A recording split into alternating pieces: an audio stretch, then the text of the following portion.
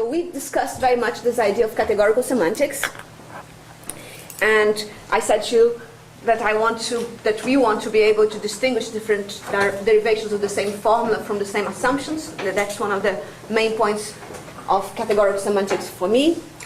I mentioned that I want to use the categorical morphisms as denotations of our proofs, and that other people kind of don't insist so much on the categorical morphisms because they think that they can deal simply with, say, the lambda terms, or some of them even with the Haskell terms or the Agda terms. Some people take this view that, well, you know, there's this old saying that one person's semantics is another person's syntax. So people like me tend to think of the lambda calculus as syntax, but for lots of people it is semantics. So categorical morphisms have some extra sources of guidelines and sets of intuitions that actually can be extremely helpful when dealing with lambda terms. And I think I want to try to show a little bit of an example the day after tomorrow. I mentioned that the point for me to kind of try to give this course and stuff is that I really want to have many more Curry-Howard triangles, like the one I showed with Pravitz, Lovia, and lambda calculus. And I want these other Curry-Howard triangles for other logics and other type theories and other categories. And Shalom just told me that he is talking about the same thing, kind of, especially for modalities, which I think it's one of the interesting other logics, constructive model logics in my setting. But for this course, what I want to do is I want to try to see how we understand the original categorical Curry-Howard. And for that, as I say, we have to look at the inner workings of the categorical notions. So what we saw really, truly, was just one definition, the definition of a category, and we saw some examples. And because I had a little bit of issues with the computer, if you notice, this is a PC, different one. I think I missed two slides that I wanted to mention about yesterday. That's not one of them. This we did discuss. But I think I did not say much about this business of writing composition being a thing that is, people have different notations and you have always to check it out. If possible, I prefer to write it like some computer scientists do with a semicolon, because what you're doing first is the F and then the G. But you know, there are other problems when it comes to arguments and stuff like that. And one of the things that is kind of nice about the book of Harold Simmons that I was mentioning yesterday is that, I mean, it's nice and it's not nice, because in one hand, he actually gives all the different notations that people use for the same things. On the other hand, you know, because you see 3 or 4 different ways of saying the same thing, you get confused sometimes. It's difficult to decide which is best. One thing that I kind of made a big song and dance about was this business that the examples that traditional example of category theory is the category of sets, and that's kind of very nice, but too intuitive perhaps.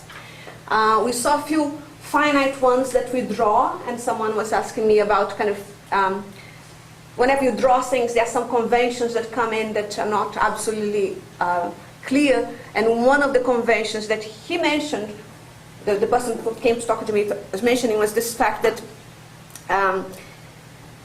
it was this business of having 2 arcs, meaning probably 2 different morphisms.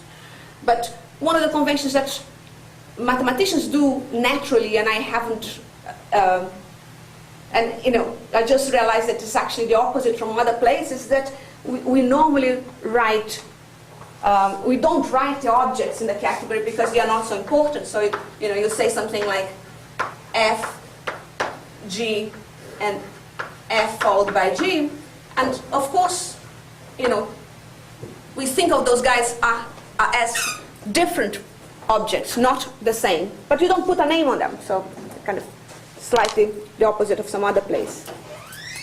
Now, I wanted to mention this business that we can think of any partially ordered set as a category, and in this case we're thinking about morphisms as when there is a less than equal relation between objects.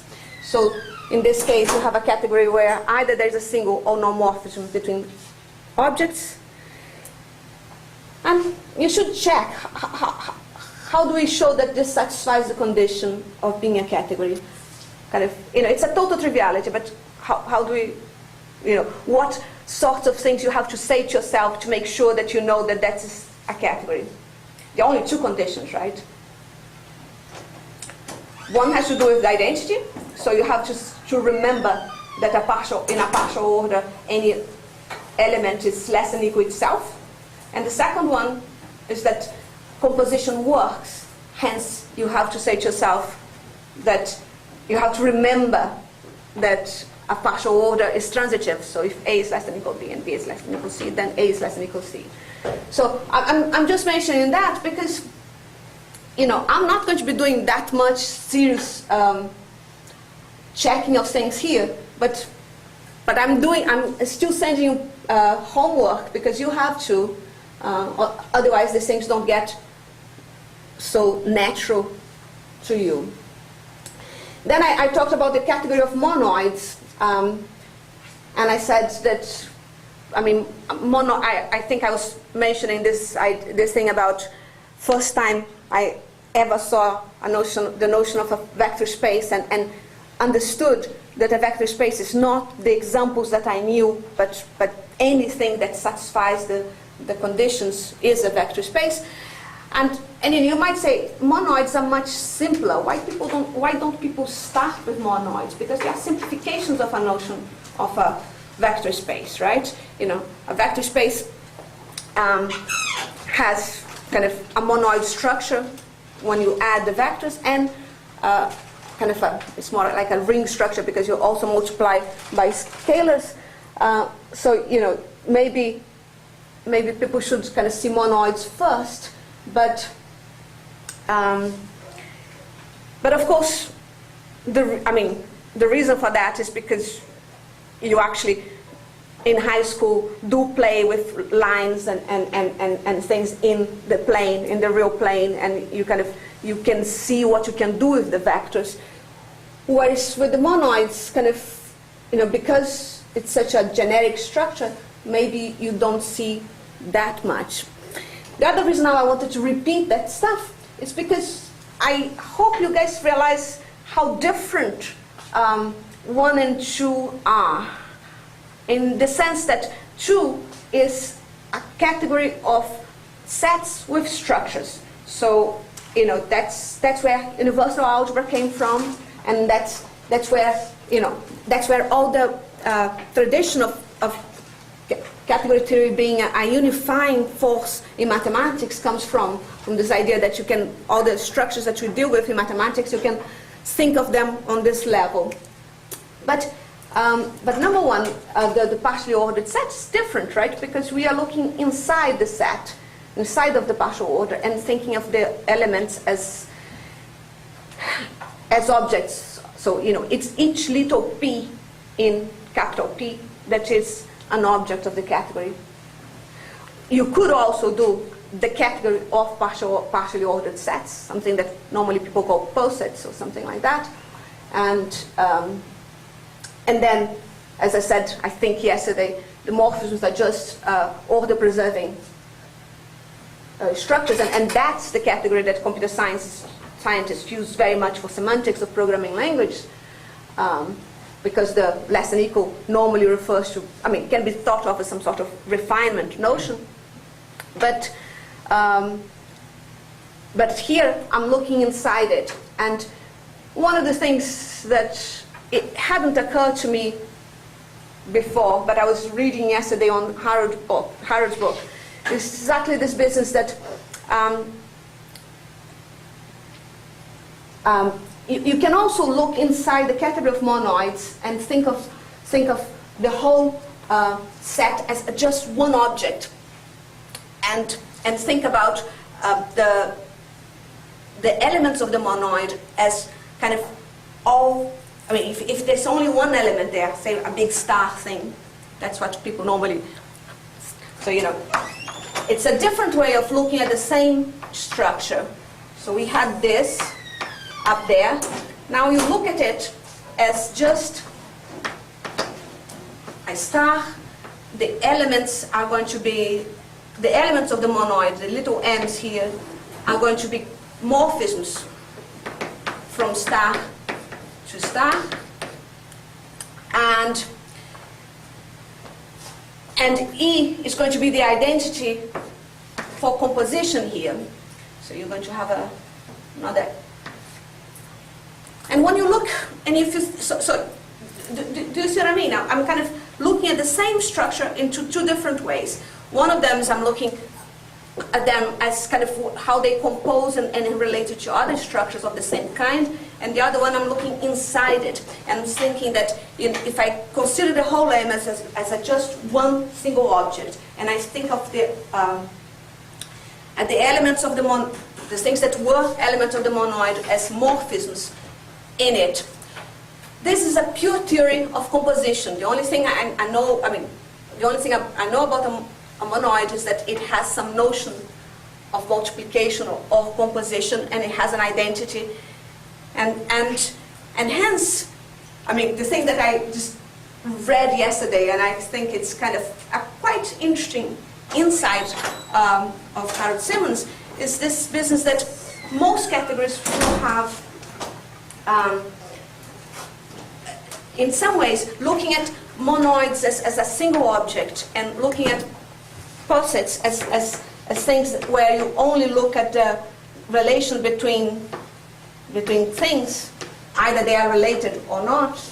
These are kind of dual in some sense, because when you're thinking about the posets, you're saying I'm only looking at how objects of my category relate to each other or not. And when I'm looking at the monoids as a single thing, and the morphisms as composition, I'm just thinking about the pure structure of the composition of the category. So any category C whatsoever, you can think of it as kind of going into these two possibilities.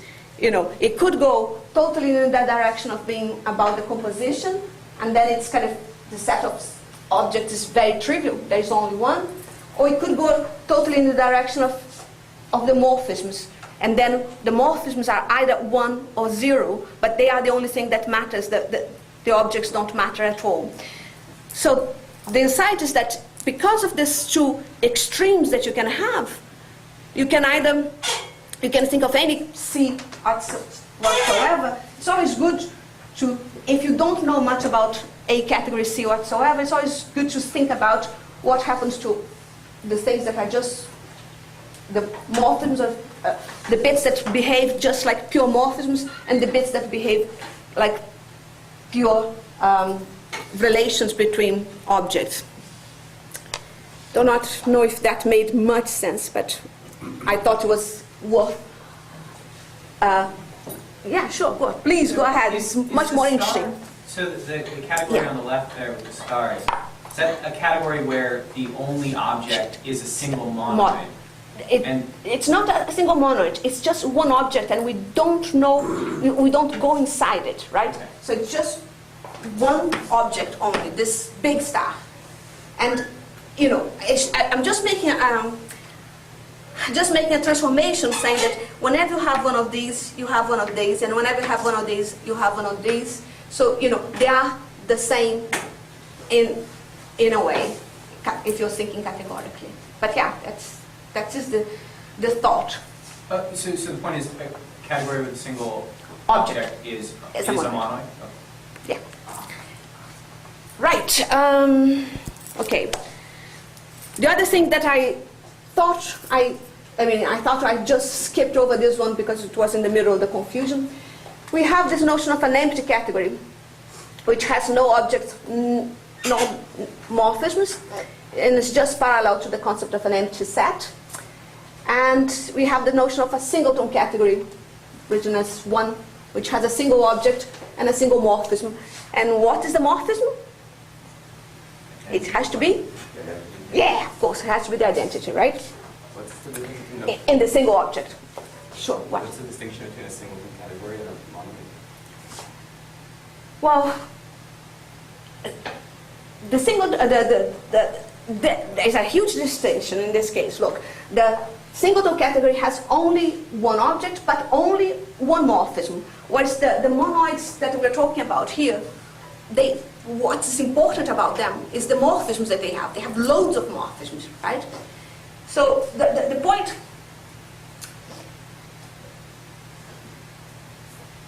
is that I keep saying that one of the points of category theory is to understand things in a right level of abstraction. And one of the right levels of abstraction is thinking about just one of the difficult things of levels of abstraction is discussing identities and what is equals to what. Something like that gives us a chance of thinking about identities only of morphisms, because there's no objects to distract your attention. And this kind of leads in this leads in very, very quickly into this stuff that's very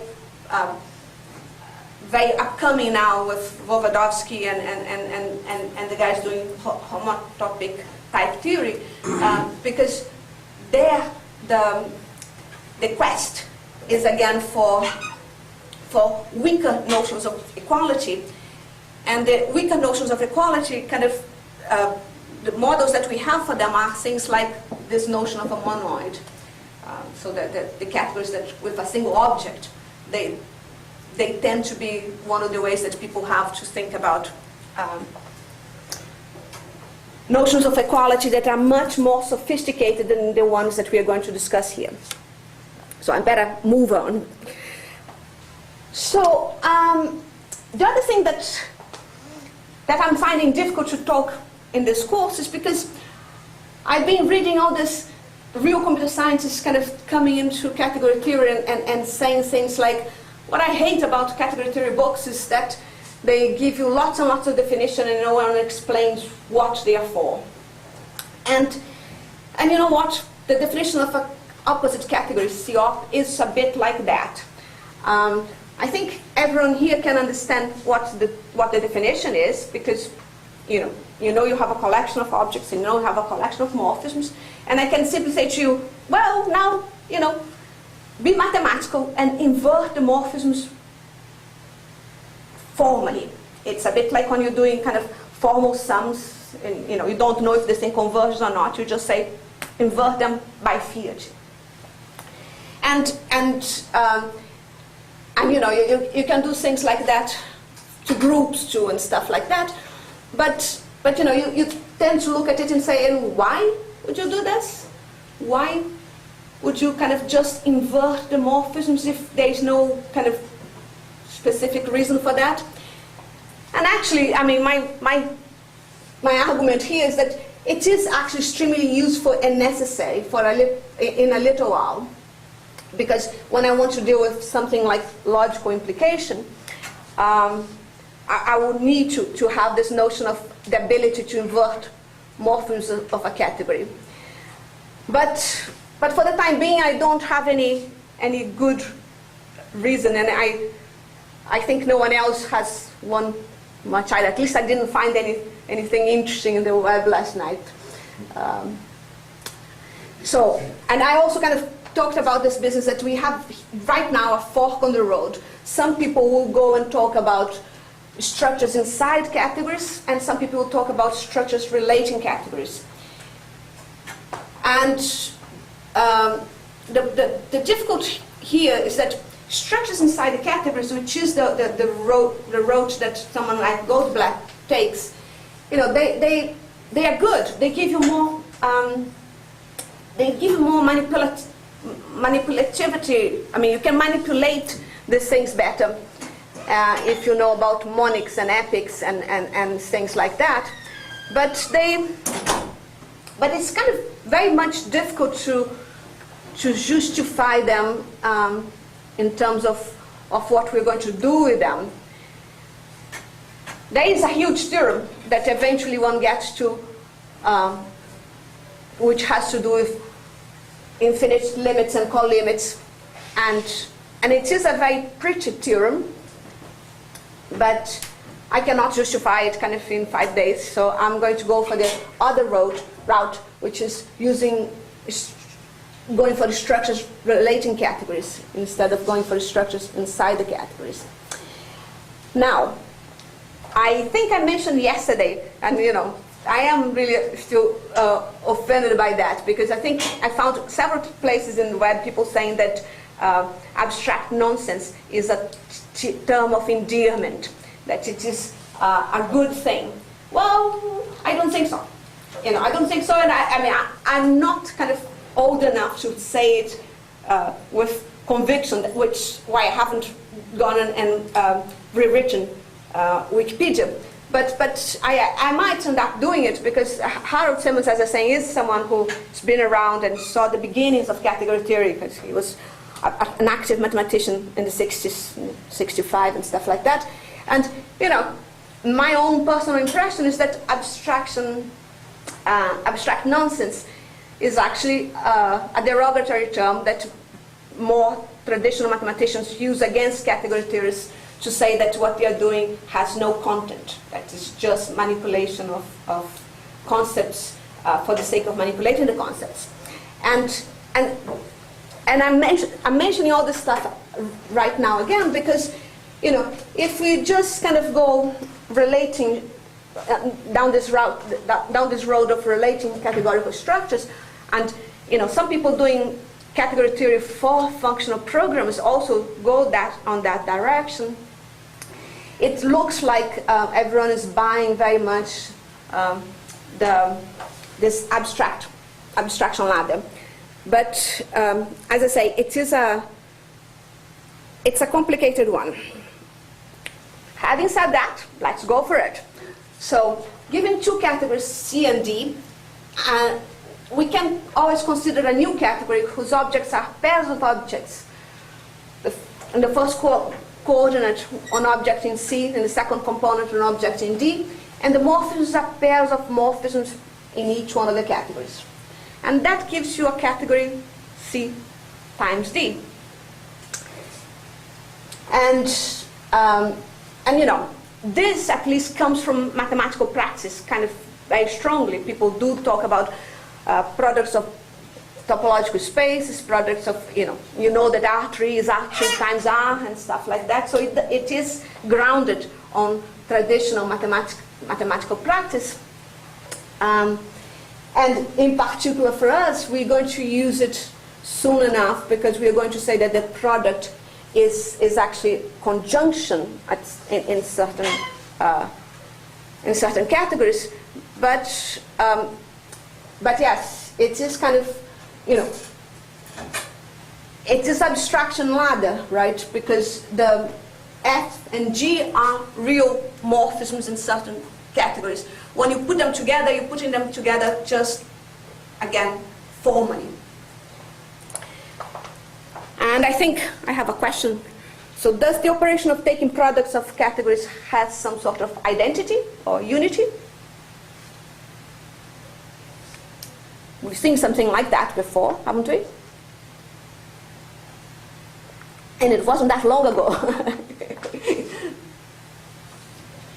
Sure. It's one, right? The category that we just mentioned that has only, oops, where are you? I don't think I have one.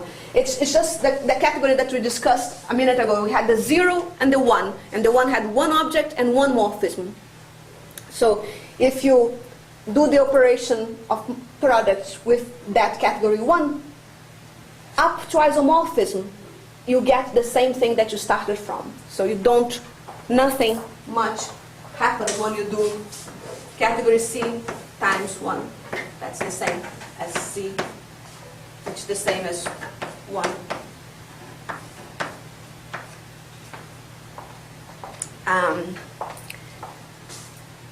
So So that is also part of a philosophy of category theory that kind of goes over everything that we do, that is normally a good idea to check for unities and boundary cases of the constructions that we do.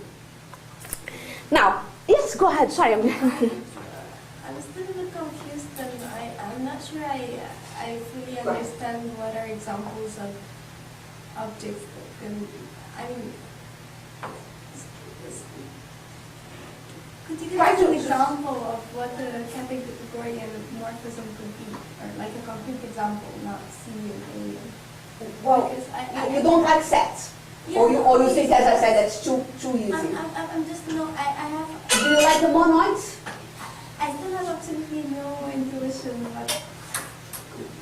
Well, I have to say, you're not alone. There's lots of people that complain about the same things. But let's try again. There's a collection of things. Like, for instance, if you think me about, I mean, do you play with groups? Do you like mathematical groups, groups of symmetry, permutation groups and stuff like that? S2, S3, is that an example that would make sense to you? Because I think, you know, for someone who kind of played a little bit with mathematics, the easiest thing to think is think about structures that come with their natural way of transforming.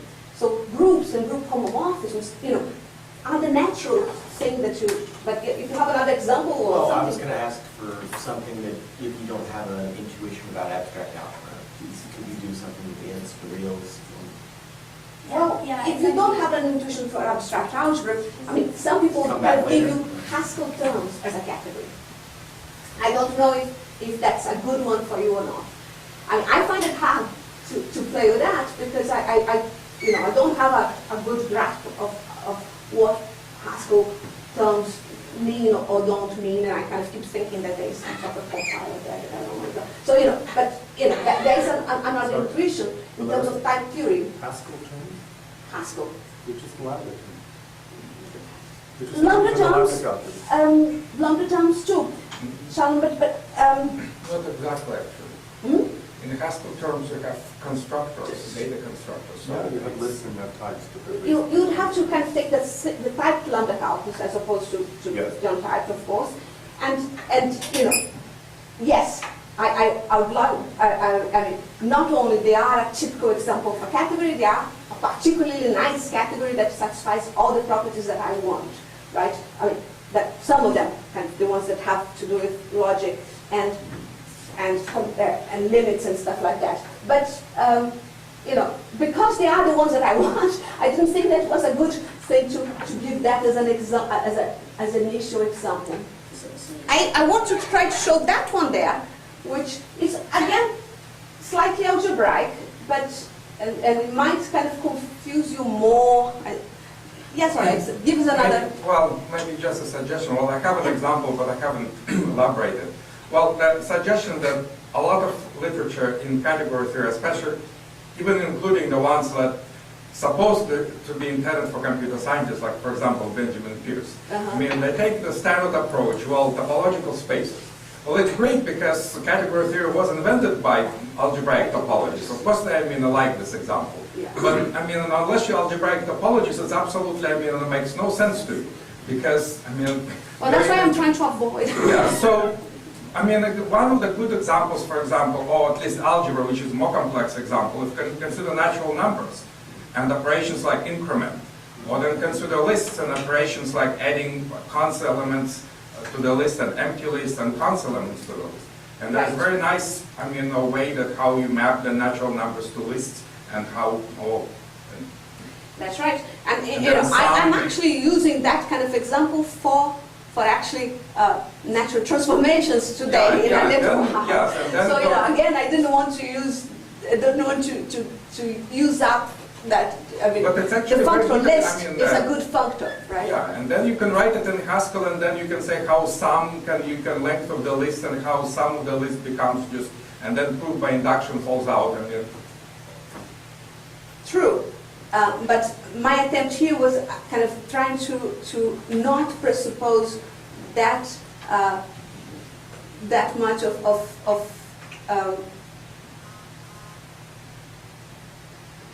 I was kind of trying to bypass these ideas of proving things by induction and stuff like that. It's a hard one. Let me see if I can come up with something else along these lines. I mean, the thing is, it comes from algebra, right? It comes from looking at algebra and saying that all the things that we do in algebra kind of have a similarity, and so you abstract that into your ideas. But the same way as I was mentioning that vector spaces are kind of anything that satisfies that. Category theory is anything that satisfies those two trivial rules, that you can compose and that you can that you have identities. So I think the best way to do these things is actually just go and play with categories inside sets. And I have one here that it's a little bit more complicated, and I mean, it is a little bit more complicated because I spend all this time talking about objects and morphisms and how morphisms are more important than objects, and that they are kind of, that you can look at things from the point of view of making the morphisms important or the objects important. And here I'm going to do something a little bit crazy, because I'm going to say that if you knew what the category C was, and you knew some objects inside it, A, then you can construct another category whose objects are now morphisms of the old one. So this is kind of, so you have to assume that you have your C, and you have to assume that you have your A that's inside your C. And now we're going to create another category whose objects are maps or morphisms in the old category of this shape. So you can think of it as a little H there if you want. But that's the object now on the new category. And to describe the category, I have to show you what are the morphisms in this category. So if this is one object, what's going to be another object of this category? What do you mean by slice category over A? Quotient. I'm talking about the slice category of A. So we have a C, and now we are trying to create this thing that we write like that, which is the slice category. So, this is one object. Now, what's going to be another one of those? Well, it's going to be, a D over A, something like that, right? Because each one of, that's the thing. The object is this whole thing. This is another object, right? And a morphism, I'm telling you that a morphism from this object to this object, which is object 2, is a map from C to D, such that in the old category, this thing commutes. So, you see, this is the ladder of abstraction biting you directly, right? Because I'm starting from one category with objects and maps, and I'm constructing another category which has objects that are morphisms of the old one. Now, what has to be the identity here? I mean, I'm telling you that's a category, so you need to tell me, you need to understand how to compose maps, and you need to understand what are the identities. And you need to prove that they are there, because that's what mathematicians have to do. You have to prove that what you're trying to say exists within your parameters, right? So, no? Not at all? Well, what do we know about this? Because we know already, you know that this guy here is a proper category, right?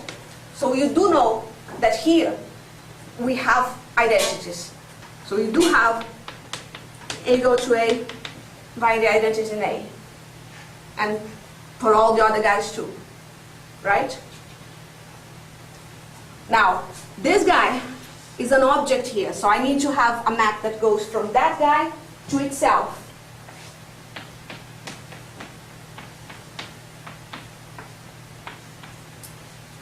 But I want this map, when composed with anything else, to be the thing that I started from. So what has to be here?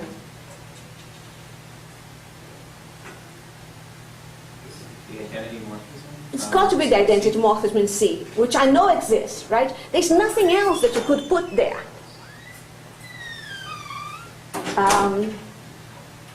There's nothing. So that has to be the identity. And now let's kind of, even if you're not feeling very happy about it, bear with me a minute. Let's do some composing of morphisms here. So what do we have? Let's start again. We have something that goes A, and that's an F. And this whole triangle is just one object, one morphism of my new category, of this category, right? One object of this category is something of this shape. This is a real function, an H somewhere. So that's an object. This is another object, and this whole thing here is just a morphism of my new category. Now, I want to say I have another one of this thing, so I have another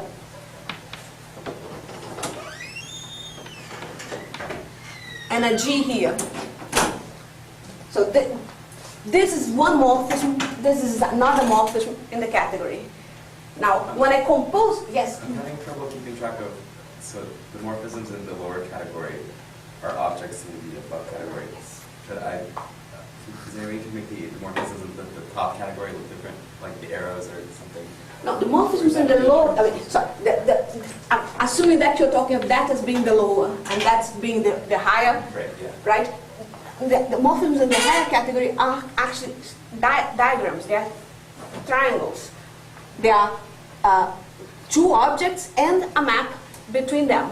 And a map between them is a map in the lower category again. But you can't just say that it's just the F from C to C prime. That's the morphism in the category, in the slice category. It's the whole triangle that you're going to, that's a morphism.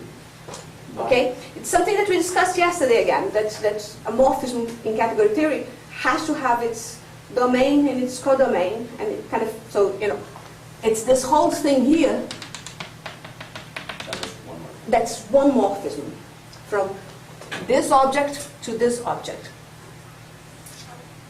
And what we need to prove to show that this construction, this abstract construction, is a category is what? What's the property that we always have to prove to show that something is a category? We have to show that there exists composition, which we just did, because we just said, well, you put these two things together, now I need to say that there is something that goes from C to C double prime. What can I choose? I have to choose F followed by G, and I know that this composition exists because it existed on the bottom, on the lower level. So I know how to define composition. A minute ago, I said what we needed to do about the identity, which, was just putting an identity on the top.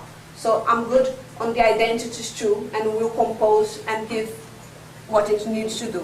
So the last thing that I need to show is what?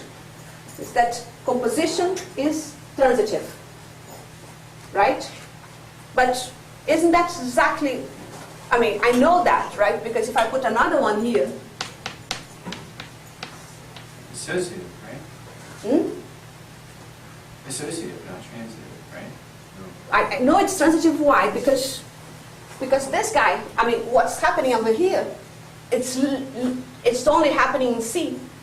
So I know that I have a transitivity there too. Associativity, sorry. I'm saying transitive when I mean associativity.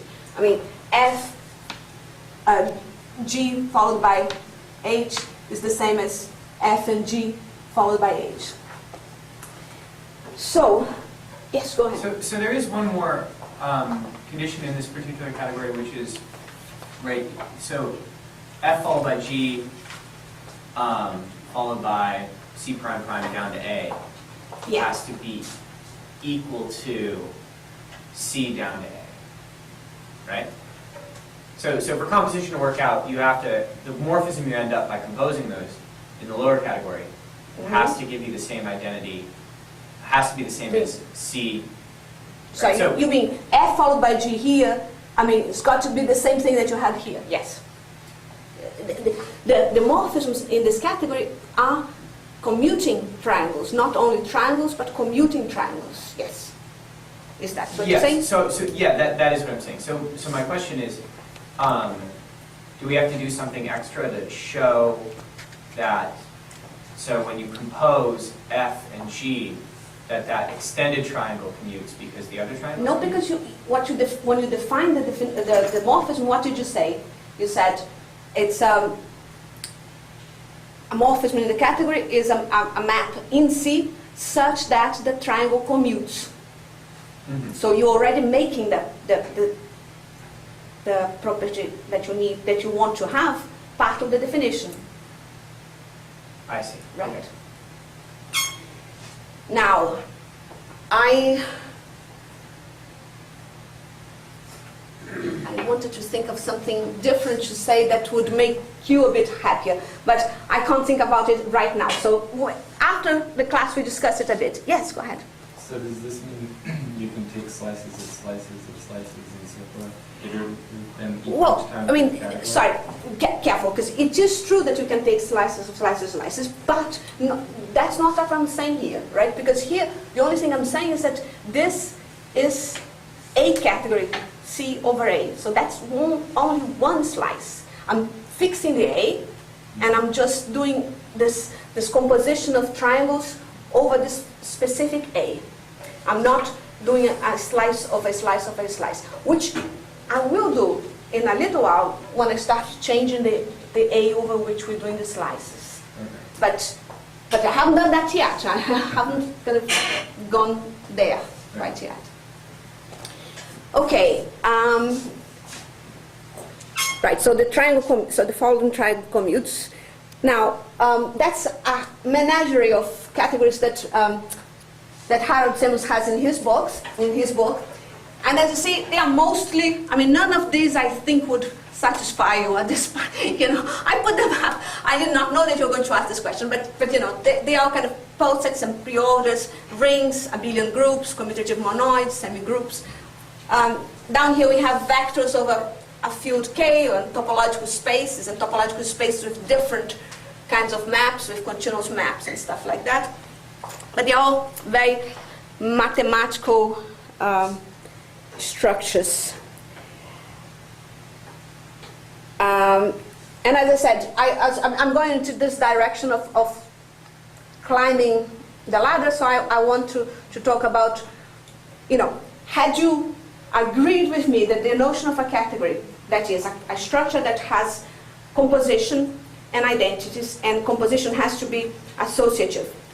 So if you agreed with me that that's a structure that's worth paying attention to, and if you believed what I said earlier on about whenever you have a structure that's worth paying attention to, there is some notion of morphism that comes with it, then it makes sense to say that that categories have to have a specific kind of morphism that comes with them. That kind of, it's associated with the notion of category itself. And the joke that's been going on for many years is this, so you know, same should be true of categories themselves, that we need to know what are the morphisms between categories. And when people are kind of complaining, Schwellenberg and MacLean, about the notions of category theory, saying that they were too abstract and that they didn't kind of buy anything, what they said was that actually they only invented categories so that they could talk about functors. And that actually they only invented functors because they wanted to talk about natural transformations. And actually natural transformations were the things that they wanted to talk about all along, because there's lots, I mean, they were talking about things like stone check compactification and stuff like that, and there was always one bit of what you're doing that was totally trivial, and you just followed your nose, and there was one bit where there was content, there was something difficult to be done. And they wanted to make all the stuff that was easy, that was just obvious, that was just what your nose would take you to, and make that into category theory. So assuming that there is a natural notion of relating categories, what sorts of preservation properties this notion of relating categories should satisfy? What things should they, which structure should functors between categories preserve? Could you just give a quick background on what, on Functor? Functor and natural transformation, or is that word? Okay. Well, a functor, I mean, I'm going to get to natural transformations later, but a functor is just something that transforms categories. So if we have one category here, and we know what categories are about, right? We know that they have objects and they have morphisms, and the morphisms compose and have identities. And you have another category here, and you know that the only thing you know about them is what? Is that they have morphisms and they have objects, and the morphisms compose and they have identities. So, if you now want to transform some of those guys, some of these cats, into some of those cats, what do you need to preserve? What makes sense to say that you're going to preserve? You want to preserve compositions and identities?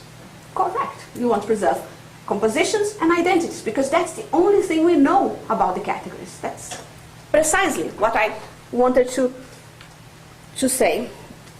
Compositions and identities. Go ahead. Objects in both categories the same. So like if you think of functor on a category, the category that it produces has the same objects? No, it can have very different objects, but it will have. What compositions and identities are we? And the compositions is different, because what are the objects that the composition attached to? What do you compose? Right, Morphisms, right? So what happens to a functor is that it takes morphisms from one category to morphisms of the other category. What it does to the objects is neither here nor there. But if I had two guys here connected by two morphisms, that triple goes to the other side via the functor. So that's when I say that the structure that they preserve is composition, is exactly that. You can't, you have in your category on this side, you have in the category on this side, you have an A goes to B, and B goes to C. You can't just say, okay, I'm going to take this guy to an A prime here, and it goes to a B prime, but then nothing happens to the C. This guy simply drops off. That you cannot have. Whenever you have, so if this composition exists on the C category, and I'm doing a functor to D, similar things happen to happen. Whatever this guy is mapped to, and whatever that guy is mapped to, needs to be connected. There must be a little, yes, go ahead. So pretty much in the same way that you can have homomorphisms on sets and operations, you can have these sort of categorical homomorphisms on categories that have morphisms and objects. Absolutely. That's exactly the point. One level up. One level up. Okay. All right. That's exactly the point. Yes, please. Just to double check that I understood. Good, that's good. Functors relate, so map categories on the categories, and morphisms map objects to objects. To objects. Inside the categories. Yes, that's right. We're getting there. So, now I'm going to do a proper definition of the functor. I said what they should. Go ahead. This is maybe more of a high-level question, but just like Sure. broad view question. But why is cardinality not an important thing to preserve? Why aren't we looking at category isomorphisms rather than category homomorphisms? Well, two things. First, we will look at categorical isomorphisms and stuff like that eventually. We can always do it. And we will do it. But actually, the deeper answer is that actually it was exactly the realization that, logicians still haven't got quite yet, that actually homomorphisms are more important than isomorphisms.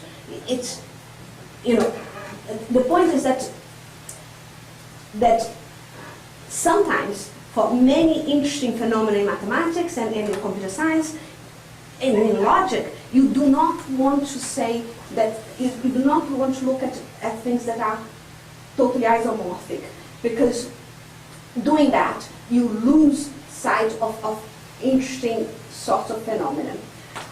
Let's see if I can get a good example of what I'm saying. Well, one example that I'm particularly interested in is, again, the model logic S4. Logicians tend to think of it as satisfying things like the 4 axioms. So box, box equals box, and box A goes to A. Now, if you're thinking about that in this isomorphism only thing, you're going to say that box, box A is exactly the same as box A. Well, for goodness sake, it isn't, right? One thing is necessarily true, the other one is necessarily true. And you want to make it's necessary that's necessarily true. For several circumstances in life, you want to make a huge distinction between those guys. And so category theory, as I was saying all the time, gives you more leeway, more elbow room, more possibilities of seeing things with a finer lens. And if you don't want to see them with a finer lens, you can always go back to your isomorphism. Yes, please. Perhaps the way to say that why homomorphisms are more important than isomorphisms in category theory, because in category theory is customary to consider things up to isomorphism. So if two things related by isomorphism, then for category theory they are the same, they're identical. So there's no interest in considering them, because you all, conflate them. It's only homomorphisms which are not, they are more isomorphisms. exciting. Then the things distinct, and then it's worth talking about it. That's a good option. Okay, now this is a proper definition of functor, and it is a little bit complicated because if you remember, the category has 2 bits, right? It has the objects and the morphisms. So when you say a functor S taking category C to D, you have to have an assignment of objects of C to objects of D, and you have to have an assignment of functions of morphisms from C to morphisms to D in such a way that, and here, you see, when I was young, I used to really write the 2 different assignments. The one for objects with 1 letter, so capital F subscript O, and one for the morphisms, capital F subscript M, because they are 2 different functions. One that takes objects to objects, and one that takes morphisms to morphisms. But the things that they have to satisfy are a morphism of the composition of morphisms in C is applied in each component, and identities are preserved. So if I have an identity in C from A, when I apply the functor, I get an identity in F of A, which is an object of D.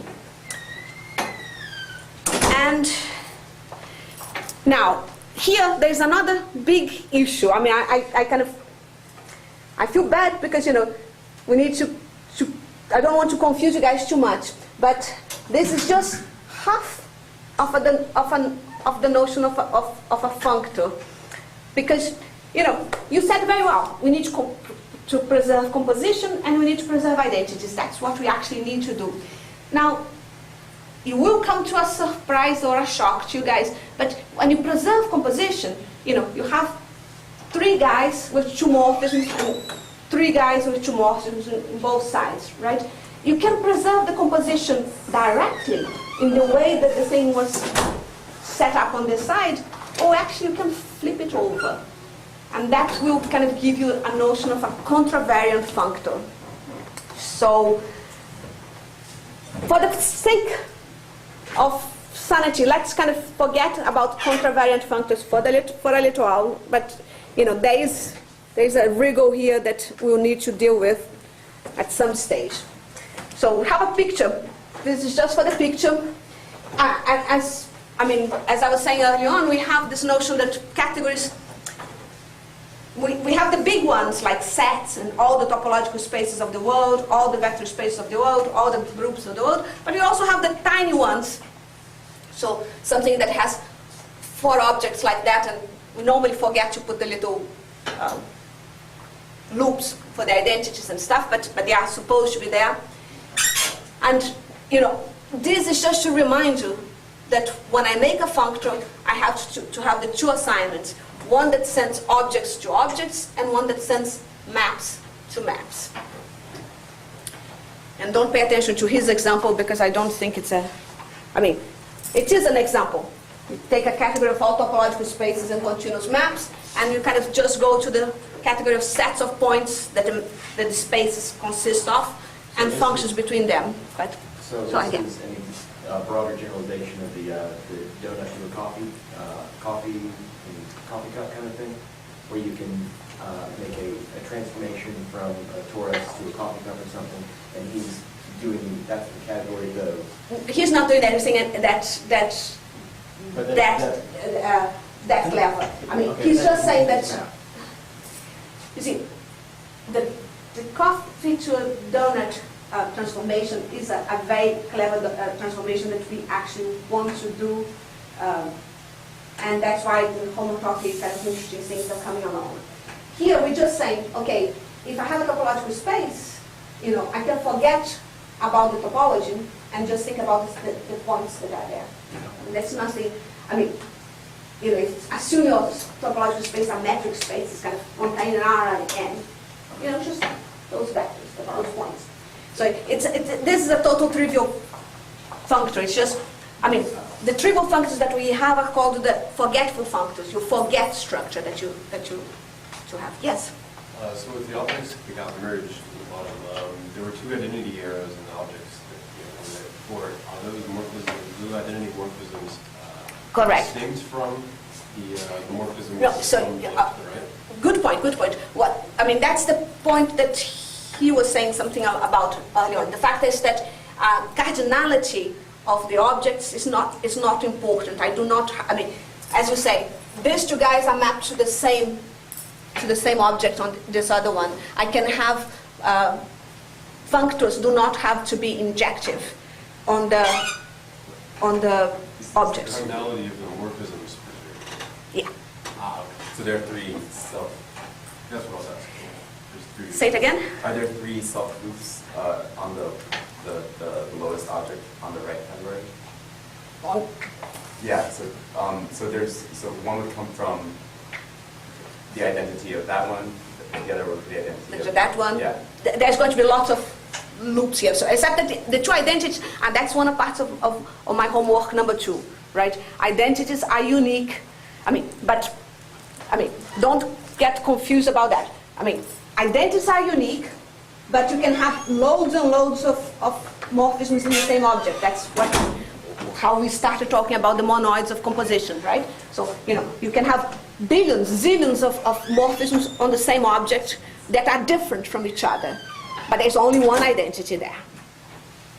Yeah. Wait, so just to clarify this, Yes. the 2 identity, so the 2 identity morphisms on the 2 objects that get mapped to the same object, Yeah. both have to get mapped.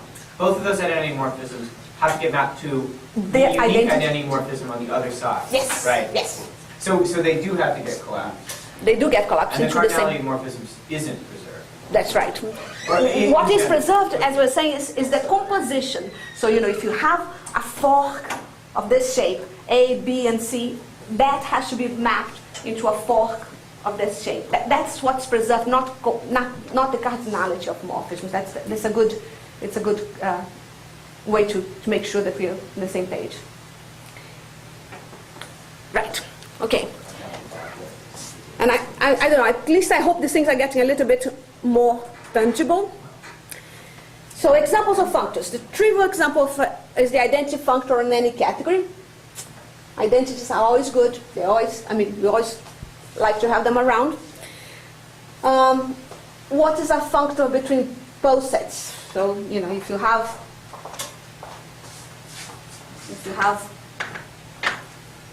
this poset here, very trivial one,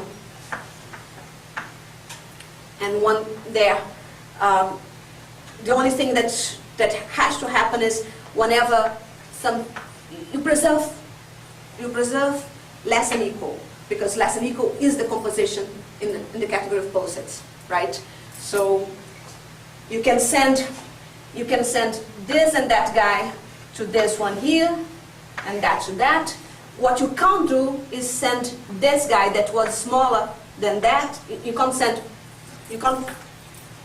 not be monotonic as a function. So you can't send this guy here down there because this was bigger than that, and now it's kind of,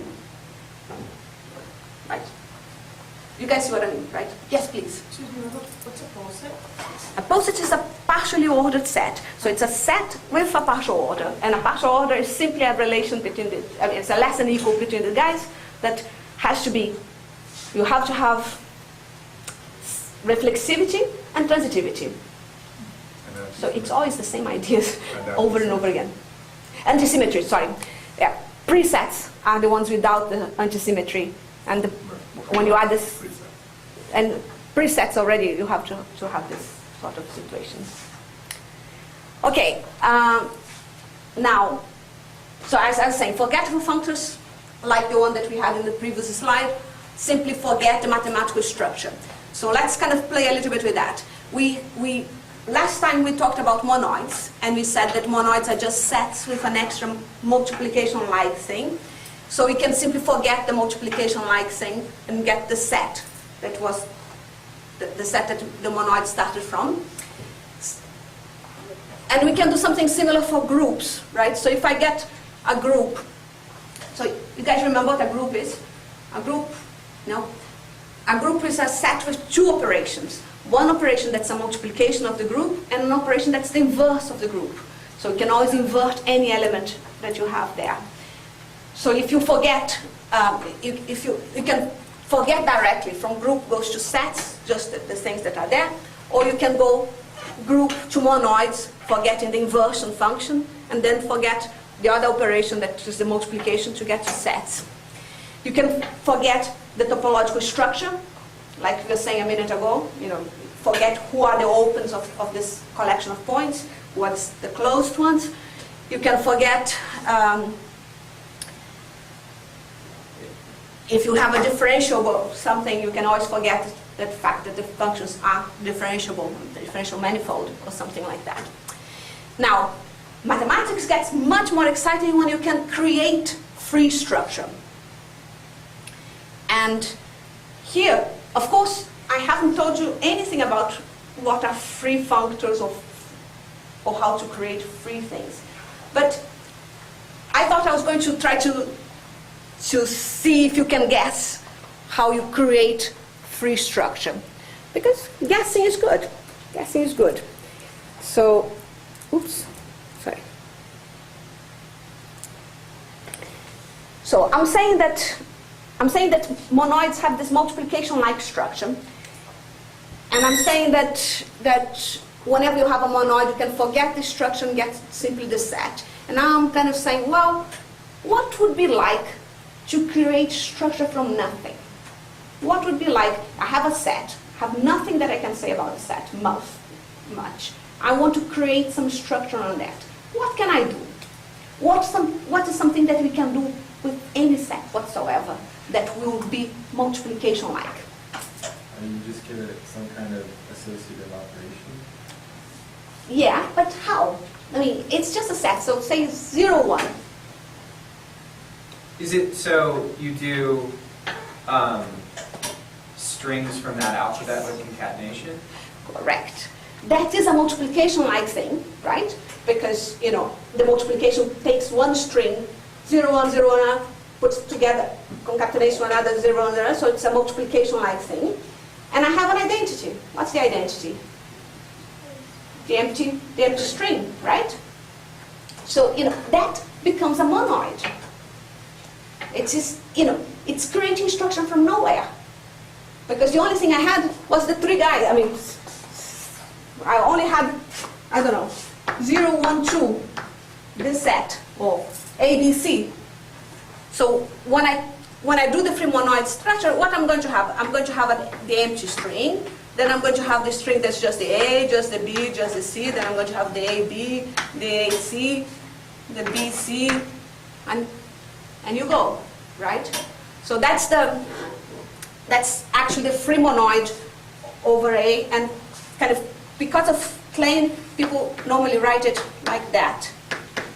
The free monoid on A gets a star, and it's just all the sequences, but kind of it's what Girard calls potential infinity, because you actually only do a finite number of them, but you know that you can carry on, right? So you know each element there, you know it's fixed. It has a size. It's one of the strings, but you don't. But you know you can carry on. Okay. Yes. Go ahead. What is the single object in this moment? What's the star? So the star is the set of sequences. So it's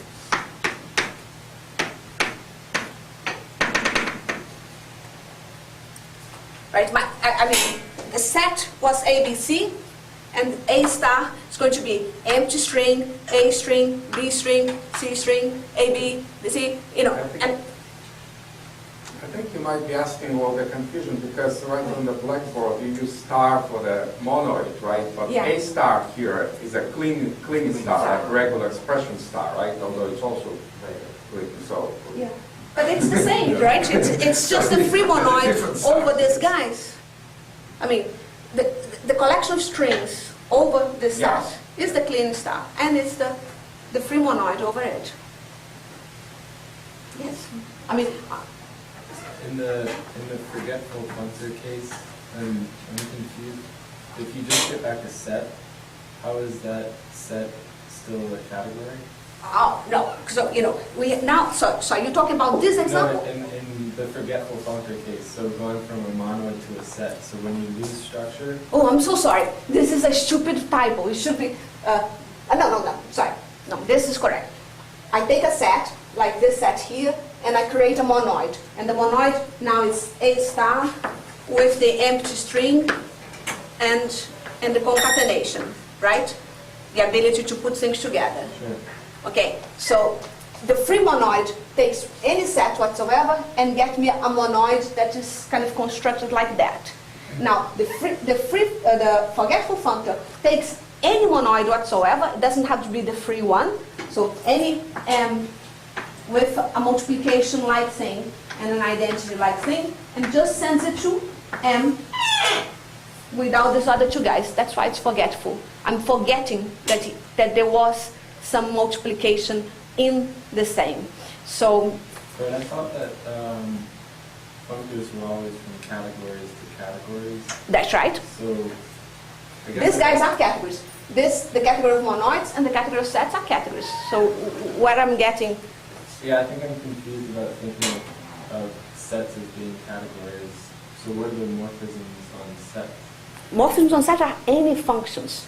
They don't have to preserve any structure because sets don't have any structure. So any function goes in sets.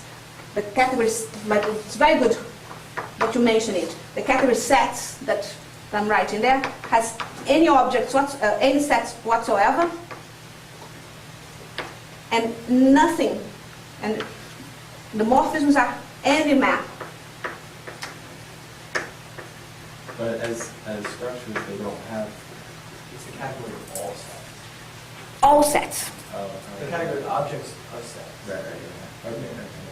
I see. Does it? And monoid is category of all monoids. Monoid homomorphisms. Okay, I mean, keep asking because I think, otherwise this is going to be so boring for everyone. Now, going back to the dreadful slices again, because now we're going to make a functor of slices, and that is more complicated. So, what did we have before? We had simply this idea that if you had a C and one object inside it, so let's kind of try to make it a little bit more precise, and let's say think that the C here was the monoids, and that was one particular monoid, say natural numbers with addition and 0. Right?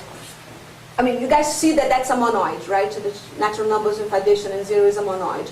You know, take two natural numbers and add them, and if you add to 0, you stay in the same place. And if you add twice, and then, I mean, it's just associativity of addition, which everyone learns in elementary school. So, so we have this idea that if you give me one category and one object inside that category, I can produce this other category called the slice. And as I said to him earlier on, I'm now going to kind of start taking slices of with respect to different objects.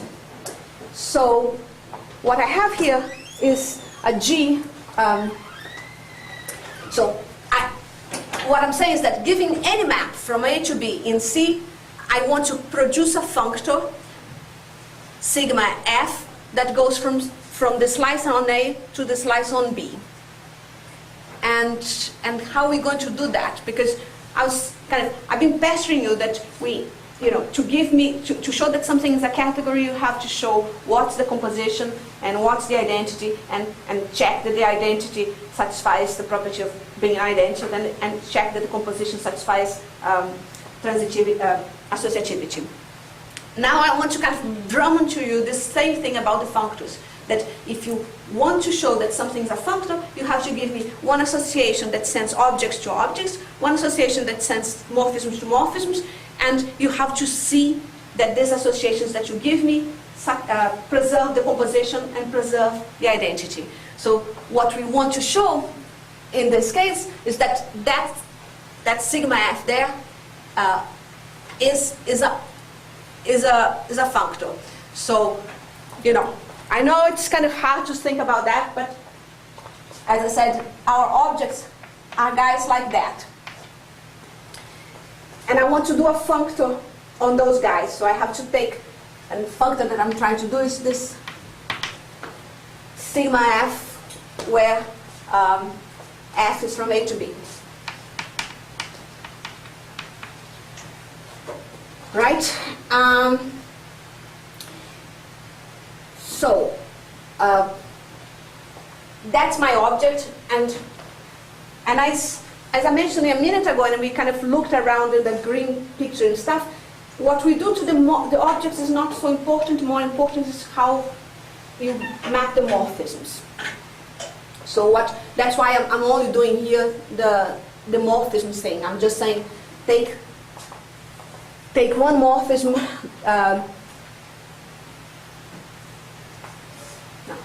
No, slowly. So I want to say that this guy takes C over A to C over B. So I say that that's one object of C over A, so they sliced, and I need to say what sigma f does over it, and that's easy, right? Because the only things I have up my sleeve are compositions and identities. So what can I do for an object like that, given the maps that I have? Not much, right? I have this guy, and I know that A goes to, F sends A to B. So the only thing I can do to that is send it to this guy. So at least I'm type checking, because this is an object of C over A, and what I'm getting by doing this composition is an object of C over B, right? Type checking in place. Now, the important thing is, what do I do to a morphism? So I have that object, and I have another one like that. And what did we discuss long and hard at the beginning? That a morphism in the slice over A is what? It's a triangle. It's a triangle, right? It's something, a morphism is just that little thing that goes here. It has to end on A, it starts on the C and goes to C prime, and it's, it's not F. F is given there, so let's call it, not call it G either, because, what is that? Oh yes, it's exactly what I'm calling it. That's stupid. I think I'm sorry. It shouldn't be that C, G shouldn't be written like that there, because G is just a morphism. It should be written G in morphism from C over A to C over A. So, now, this guy, when I apply the functor sigma f over it, it's going to end up like the other one here. It's going to end up on this object here, right? Now, what do I do to that guy? Because I need to I need to map the whole triangle to a triangle on this side, right? So that is a C prime. Let's not get confused. I think I even did it here, but let me just make sure that I did it properly. So what do I have? I have C goes to C prime by G, and so what started as being this triangle will become the triangle that ends up in B, because, so let's put numbers, names on these things. H, this one is H followed by F. H prime, this one is H prime followed by F. And here we have H followed by F. And here we have H prime followed by F. And that's the only thing I can do, right? That's the only kind of piece of morphisms and stuff that I have. So that's why people kind of complain that category theory is devoid of content, because you just, so what I'm saying is that this triangle here becomes this other triangle there, which just obtained by composition. Yeah, that's. Now, I finally got to the functional programmer sort of examples from Graham Hutton. So I think, he doesn't have a very good example for a category, except from Haskell terms, but he does have a good example for a functor, which is the functor list. And you see, some people are going to complain about his example because it's a functor from sets to sets, and we're trying to say that category theory is kind of much better when you're not talking about the category of sets, when you're talking about things that have some structure in. But it's a good example because it's not totally trivial. It's not just about the compositions and the identities that we have in place. And it does require you to do a little bit of inductive reasoning. So we have a list functor which takes sets to sets, and when applied to an object A, that is a set A, list A is the list defined by this. Everyone knows, right? A list is an empty list or a cons of an element of the set and a list of on A. And again, we need to give, whenever you give a functor, you need to give what the functor does on objects and what it does on maps. So take any little f from A to B, oh my God, and apply the list functor to it. And what's going to happen here? I hope you guys do know. Of course, on new, the only thing we can do is return new. Nothing exciting. And I do not know how exciting you find that one. But yeah, the only thing you can do is to make a list is you have to cons. I mean, and then I'm kind of started using Graham's notations, which kind of that's the head of the list and that's the rest of the list. So you actually you construct you apply a function to a list by doing it on the head and then saying that you're going to do it later on the rest of the list. It's nothing different from what you know. But it's trouble because to prove that this definition satisfies it is really a functor, you have to prove by induction that composition works. And I think if you kind of go and work it out, that one you won't have much trouble showing that there is another functor in sets called tree, for binary trees, where the leaves are elements of the set A. Now, Graham also gives an example of a power set functor. And here we have a little bit of trouble. And I think it's worth paying attention to this trouble, because it's very clear what to do on objects to get a power set. You remember what a power set is, right? It's all the subsets of a set. Not strings, subsets. So that's kind of much smaller, right? So if I just have the set with ones and zeros, so if my set A was just 1 and 0, and I did the strings, I'm going to end up with zillions of strings, right?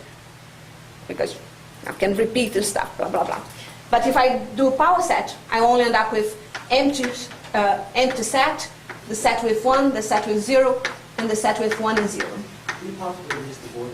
Sure. I'm sorry, I should have repeated. So if I'm just kind of trying to make a difference between if A is 0, 1, the power set is just 4 elements. Empty, 1, 0, and 0, 1, whereas the strings goes on forever, right? Because then you're going to have 1, 0, 0, 1, 0, 0, 0, 1, 1, blah, blah, blah, blah, blah, blah, as long as you... But so this is much smaller, and that's the power set. And sorry, I shouldn't have written because it's already written there. But now we have a serious, interesting problem to think about, and I'm going to leave you to think about that one, and we discuss it tomorrow. Because you see, I'm telling you that there are 3 different power set functors that you can make with the same assignment to the objects.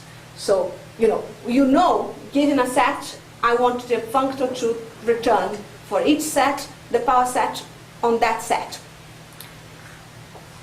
And I'm not being a set theorist here because that's kind of a little bit problematic, but kind of just do it. Now, the natural functor in my head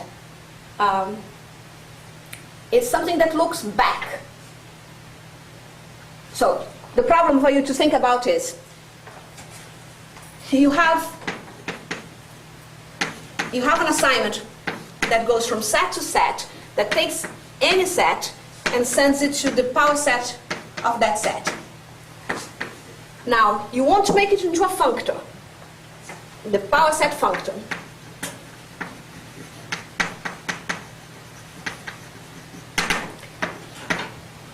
And what I'm saying is that you have to think hard, because if I just said to you, describe the power set functor on sets, for me, you know very well what to do on the objects, but I want to know what you come up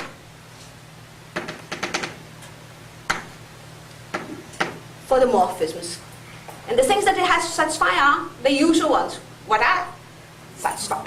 Preserved identities, preserved composition. decomposition, and it's associative. So kind of, what is P of F?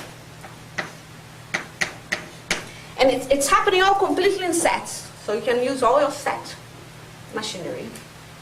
And I'm going to say that actually there are three big ones to think about. And I think I'm stopping now. Thank you.